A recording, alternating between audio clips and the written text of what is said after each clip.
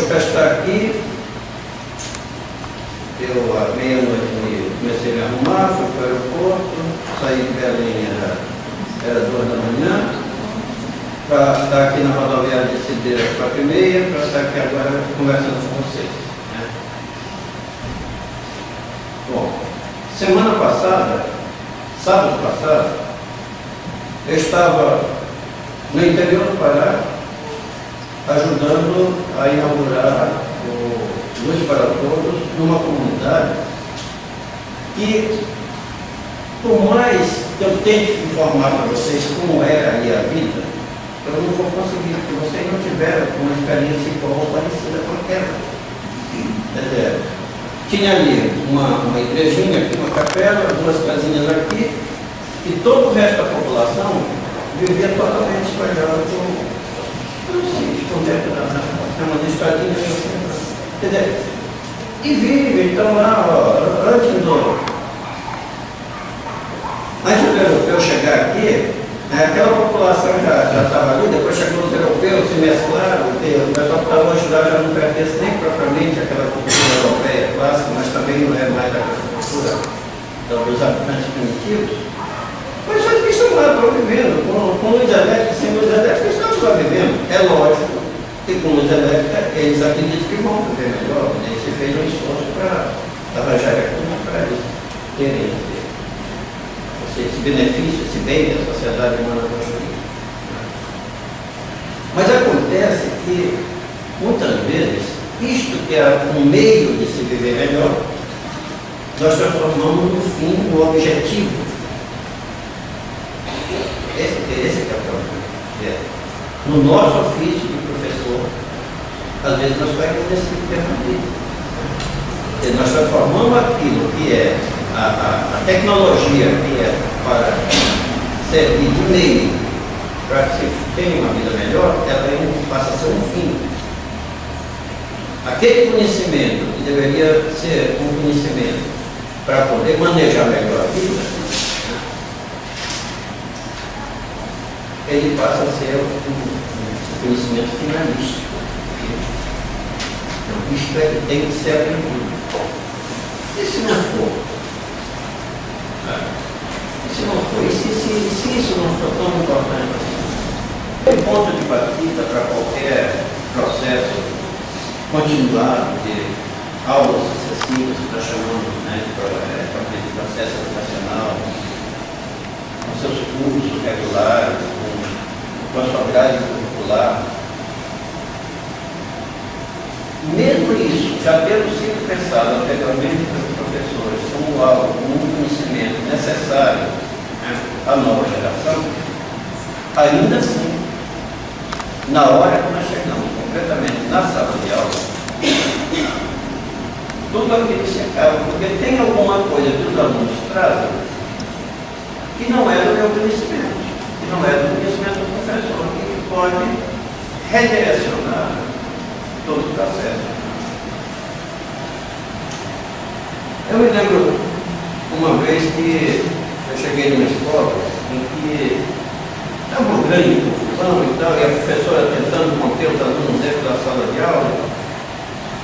E aí eu não me lembro bem o que tinha aparecido no pátio da escola, uma escola assim, já no limite da área urbana com a área rural. Não sei se tinha aparecido um coelho, uma coruja. Tinha aparecido uma coruja no pátio da escola. E a professora puxando os alunos para todo mundo, tem que colocar para cima, colocar para dentro da sala, o tanto corria, e ela não conseguia começar a aula. E você começa a praticar. Qual é o problema? Por que o aluno não pode ficar aqui dentro do coruja? Não, porque nós estamos estudando ciência, né? E nós. Mas qual é a parte da ciência estudando? É animais. E aí? O que é a aula que preparaste para hoje? Hoje como nós estamos estudando a letrinha Z, então agora hoje é o dia da zebra. Mas por que não pega a coruja ali, não trata da coruja? Depois quem sabe está tudo chega na zebra. Se não chegar também, qual é o problema? Entendeu? Qual é o grande desastre para a humanidade que vai acontecer se naquele dia não der a aula das zebras, não dá outro dia, né? Quer dizer, mas não, já havia havido uma determinação de que tinha que ser a zebra naquele dia e tal. Então, E assim, ó, isso a gente encontra a todo momento, e não é muito longe da gente, a gente pensa, não, mas aqui não, aqui, nossa, não é isso que eu estou contando, aconteceu aqui perto de Porto Alegre, aqui no município da região metropolitana. Um outro dia também, uma outra grande briga, mas qual foi o problema hoje? Tem de novo, não sei se é com o Zezinho, o Pedrinho, sei lá, o nome do menino lá não interessa muito. Já era meio assim, não era visto com muito bons olhos pelos outros, porque os outros eram filhos de pequenos comerciantes, não sei o que, até tinha um tipo de comportamento que já era esperado pela escola, né? Aquele ali não, ele era um filho de carroceiro, que vivia o dia inteiro juntando lixo com o pai, ele tinha que sair do negócio que era que garantia a comida dele para ir para dentro de uma escola, que ele não sabia nem se ia trazer algum fruto para ele. Bom, mas concretamente ele está sempre trabalhando com ele nas questões da ecologia, não sei o que mais tal, e estava naquela grande briga, né? Mas o que foi? Vamos primeiro perguntar o que aconteceu, né? Ao invés de falar assim, olha, foi ele e tal, tem que sempre ele dando problema. Olha o que tinha acontecido. Os guris tinham achado algo que ele não sabia o que era, né? Um bicho qualquer, um inseto qualquer que estava ali, começaram a jogar pedra. E ele se colocou e não faz isso aí é abelha para o motim, entendeu? E os meninos começaram a rir dele, disseram que besteira isso aí e tal, e dali virou briga. Quer dizer, era um grande momento da escola ter pensado junto com os alunos, né? Essa questão da ecologia, que estava num município que praticamente quase estava sendo destruído.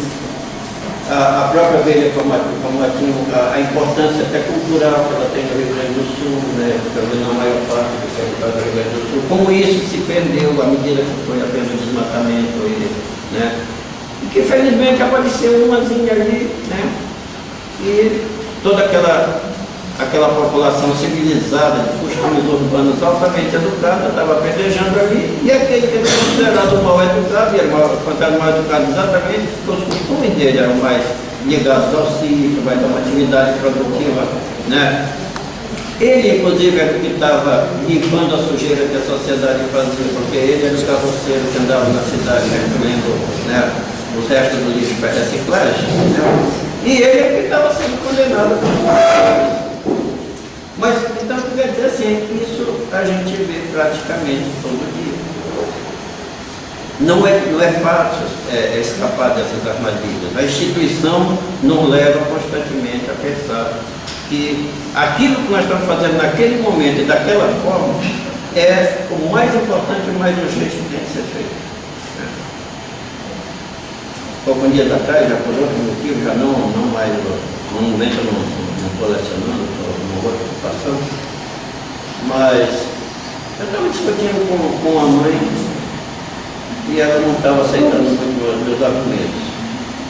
Aí dizia assim, a tua filha está na escola. Foi constatado que ela tem um déficit de atenção, que é um problema neurológico, está sendo tratada, etc. Tá, tudo bem. Há um risco sério de que ela não complete os conteúdos que a escola está exigindo no decorrer desse ano. Ela diz, pois é, está vendo aí, a minha filha vai ser a burrinha da turma, vai ficar... Pois é, vem cá. Qual é a expectativa de vida desta geração? Dizem os médicos aí que essa geração vai viver 100, 110 anos. Quando essa menina tiver com 90 anos, com 100 anos, que ela olhar para trás na vida dela e saber que aquela continha específica ela não conseguiu aprender com 9 anos, só vai aprender com 12, qual é a diferença que vai fazer para uma população? Está sabendo? Vamos dizer que essa pressa de tem que ter tudo enquadrado, bonitinho e tal, desse jeito, fizesse sentido 50 anos atrás, que a expectativa de vida do brasileiro era 47 anos. Mas hoje, com outra possibilidade, com outra expectativa de vida, com outra relação da medicina com o corpo humano, a relação do corpo humano com a natureza sendo vista de outra forma. E até será que aquela pontinha mesmo de saber daquele jeito Será que era isso que devia estar sendo ensinado nas escolas?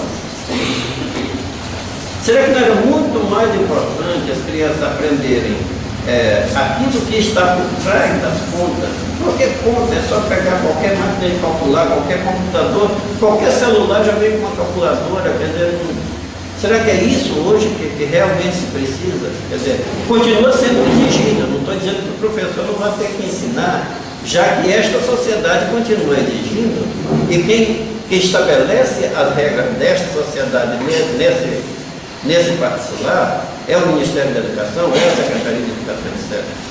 Mas eu digo o seguinte: será que nós não devemos questionar isso? Será que pelo menos nos momentos em que nós nos reunimos para o nosso debate, nós não deveríamos questionar, nós não deveríamos perguntar, vem cá, será que só porque há 5 mil anos atrás, 4 mil anos atrás, os escribas lá no Egito sentavam com seus alunos na esteira e eles ficavam ali e ele ensinava determinadas contas, porque era o que o faraó precisava naquele momento? É que os seus escribas, os seus agentes soubessem fazer exatamente: olha, eu quero atacar aquele país vizinho, mas para atacar eu quero saber quantos bois que tem, qual é a dificuldade que eu vou encontrar, qual é a largura do rio, quantos soldados eu vou precisar. Então é preciso saber fazer essas e essas contas. Por causa disso, hoje nós temos que constranger os nossos alunos a que aprendam essas contas com tudo que tem por aí. E entretanto, se perguntar por que se faz isso? Por que essa conta é feita desse jeito? Qual é a relação que existe entre a adição e a multiplicação, ou entre a divisão e a subtração? Né? Quer dizer, qual é a lógica que está nessas contas? Né? Isso não é questionado. Não é, e muitas vezes, né, lá, sem muito aparato de conta, entretanto, no dia a dia, o marceneiro está fazendo suas peças.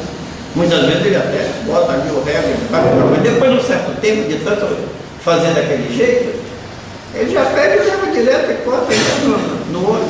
Né? Se a gente for pensar sei lá, vamos pensar nossos moradores primitivos do que hoje nós chamamos de Brasil. Tentem pensar o que era um índio matando um peixe com uma flecha. Se nós formos pensar ali, tem refração dos raios solares na água formando um efeito de lente. Isso aí é um cálculo de física complicadíssimo. Porque ele olha para cá, atira a flecha aqui, mas o peixe está lá. E ele ainda tem que calcular a velocidade do peixe para saber que ele vai estar aqui na hora que a flecha dele cair ali. Quer dizer, é muito mais importante compreender os processos mentais que se fazem para agir dessa forma. Quando eu penso essa questão, né, da educação e do ofício, eu penso do ponto de vista do ofício que as pessoas exercem no seu cotidiano e que leva à formação de certos conhecimentos, e que esses conhecimentos se transmitem de geração a geração, tendo ou não tendo escola instituída, porque a sociedade não tinha escola instituída, ou mesmo que ainda hoje, quando o conhecimento se passa aí que não tem a ver com o sistema escolar, ou quando chega a um nível de conhecimento, né, que vai se acumulando, vai se aprofundando, e que a humanidade precisou de instituir um sistema escolar, estabelecer uma figura que tem essa tarefa, que é o chamado professor, o mestre, o sábio, né? Será que nós, como professores, estamos sendo realmente sábios na nossa forma de organizar o ensino? A própria instituição, às vezes, não nos instiga a pensar, né? Mas, quando a gente fala em globalização, né, é muito fácil para a gente até falar: não, eu tinha andado a Nova York, não sei o que e tal, está tudo bem. Aí tu entra numa sala de aula, que a gente vai fazer aqui uma festinha temática. Mas qual é o tema? Vai ser a Gata Novadeira, vai ter a Cinderela, não sei o que, por quê? Porque a Disney já colocou isso no mundo, a televisão já levou isso para o mundo inteiro, e é fácil chegar ali na loja e comprar, porque tem, né? Tem, já saiu na televisão e todo mundo conhece. Agora, quando nós fomos pesquisar aqui, quando eu era professor aqui, a gente foi pesquisar aqui a venda do litoral, né? Os nossos próprios estudantes de pedagogia, não só os estudantes, mas os professores, não conheciam a lenda, estavam bem aqui. Quer dizer, aí como é que você vai te imaginar, te relacionar com o imaginário do aluno, se tu trazes uma visão de uma cultura engessada, apenas do ponto de vista da cultura dominante que a gente seguia, dominante e também dominada, porque, né, baseada nos filmes produzidos. Agora nós temos poucos filmes aqui produzidos no Brasil mesmo. Mas como é que você formou a mentalidade dos nossos pais, das nossas, dessa geração agora? O rádio teve um papel importante, a televisão um papel importante, o cinema um papel importante. E é com essa cultura e com essa visão que a gente vai para dentro da sala de aula. Porque como naquele momento, aquele aluno que está ali, também tem em parte essa cultura. Mas nem necessariamente todo o interesse dele está focado nessa cultura geral que está nesses instrumentos que formam o nosso modelo de pensamento. Então, assim, está dando o exemplo de longe, mas não de perto mesmo. Nós sabemos o que pensa, sei lá, as crianças dali da Vila Chico Mendes, nós sabemos que não ensinar para elas. Nós queremos partir daquilo que já é o conhecimento do Brasil. Minimamente nós temos que saber isso. Nós não soubermos, nós vamos ter dificuldade de ensinar qualquer outra coisa. Porque quando o processo educativo, ele tem que considerar principalmente a aprendizagem, o processo de aprendizagem e tal, não é que eu negue o ensino. Quando eu digo que tem que partir do conhecimento educando, eu não digo que tem que ficar só nele. Quer dizer, eu digo o seguinte, que se eu vou ensinar para um filho, não para você. Por exemplo, uma coisa que impactou assim, que levou uma semana praticamente, quase que paralisou os professores naquela escola que é uma escola experimental que nós tivemos lá em Estado de a reação de um aluno quando se falou sobre a questão do lixo. E a professora falou, pois é, o lixo, essa coisa suja, não sei o que. E o aluno, né, começou a ter um surto e depois foi pesquisar.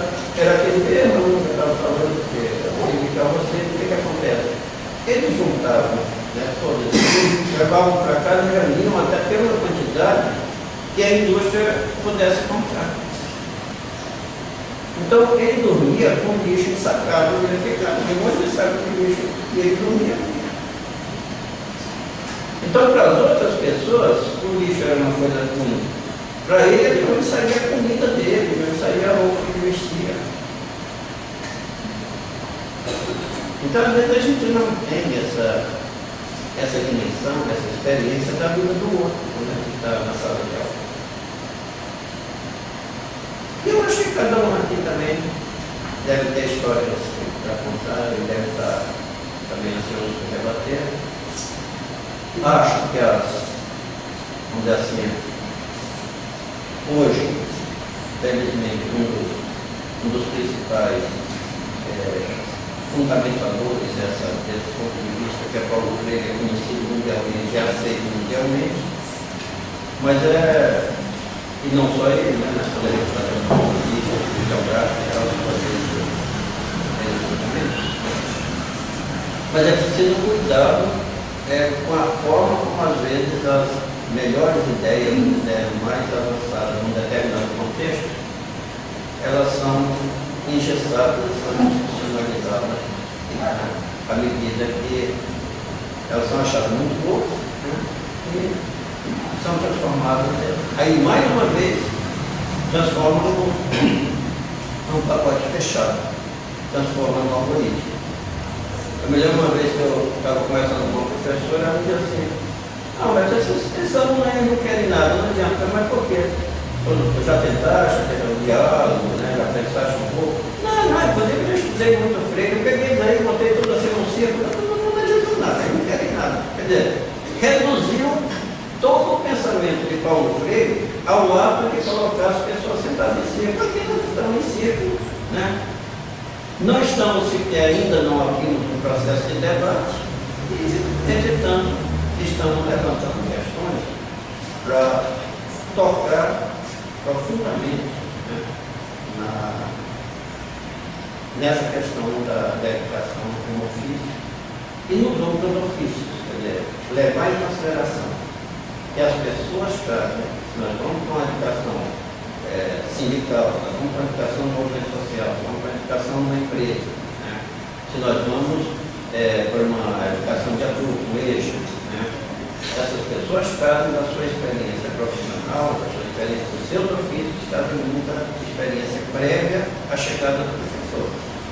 Mas também as crianças trazem, porque elas convivem com os pais, convivem com as famílias, em que a vida, o trabalho, né, o conhecimento mútuo na comunidade, né, já deixou para a criança alguma coisa que não é, vamos dizer assim,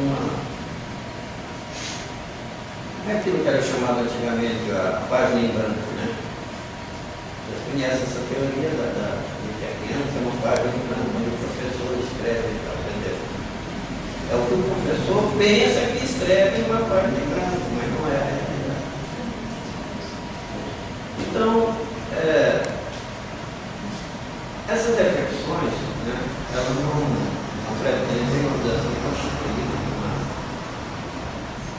nenhuma novidade, né, no sentido de que são questões que estão aí na vida das pessoas há muito tempo, né, inclusive como teoria já há algum tempo. Mas ao mesmo tempo, elas constituem sim uma novidade, porque a rotina da instituição, seja a rotina da sala de aula, seja a rotina da vida institucional da escola, leva a que certas questões elas vão ficando acomodadas,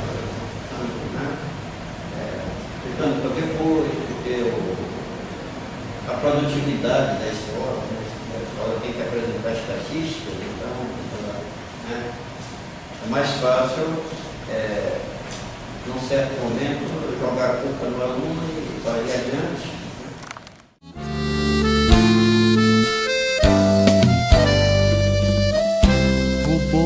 Disse que o vento ia mudar. Isso é conversa de boto, não dá pra acreditar. O boto falou falando, não fala todo encantado. Isso é fala